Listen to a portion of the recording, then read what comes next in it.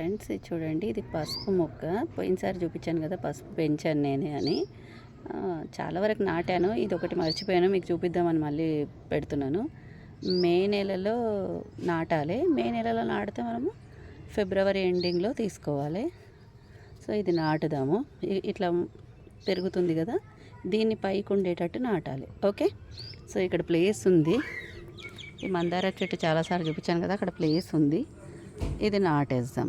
Okay, so ఇక్కడ చూపిస్తున్నాను కదా, ఇసుక చూడండి, ఇసుక లాగా ఉండాలి. ఎందుకంటే ఇది లోపల పెరుగుతుంది కాబట్టి చాలా వరకు మట్టి చాలా లూజ్ ఉండాలి, ఇసుక ఎక్కువ ఉండాలి, అది స్ప్రెడ్ అయ్యేటట్టు.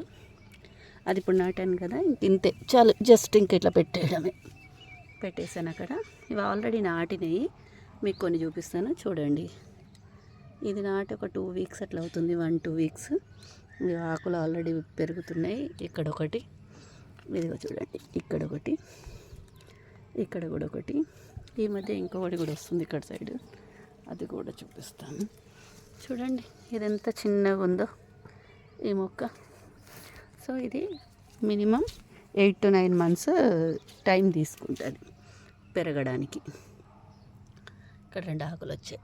ఓకే, ట్రై చేయండి. పసుపు కూడా మనమే పెంచుకోవడానికి. సో ఫిబ్రవరిలో దీన్ని తీసి అప్పుడు చూపిస్తాను హార్వెస్ట్ చేసి ఎంత వస్తాయని. లాస్ట్ టైం చూపించాను కదా, 1 kg వరకు వచ్చింది పసుపు. అవి ఎండిన తర్వాత మనకి చాలా కడిగి ఎండిన తర్వాత చాలా తగ్గిపోతుంది. 1/2 కిలో పైన అయింది. ఈసారి ఎక్కువ వస్తుందేమో అనుకుంటున్నా. ఫస్ట్ టైం అప్పుడు నాకు తెలియలేదు ఎంత పెట్టాలి అని. ఇప్పుడు ఎట్లా పెట్టాలి ఏంటిది తెలియలేదు. ఈసారి అయితే కొంచెం ఇట్లాంటి మట్టిలో పెట్టాను. మీరు చూడండి, ఇలా మట్టి చాలా వరకు లూజ్ ఉంది, ఇలాంటి మట్టిలో పెట్టాను. సో ఈసారి ఎక్కువ ఈల్డింగ్ వస్తుందని అనుకుంటున్నా. ఓకే, ట్రై చేయండి. ప్లేస్ ఉంటే మీరు కూడా ఒక్క టబ్బు కొంచెం పెద్దది ఉన్న దాంట్లో పెట్టుకుంటే ఒక 2 kgs వరకు వస్తుంది మనకి. తగ్గి 1 kg కంటే తక్కువ అవుతుంది, ఇయర్కి సరిపోతుంది. ఓకే, ట్రై చేయండి పెంచడానికి. ఆర్గానిక్ తినండి, ఆరోగ్యంగా ఉండండి.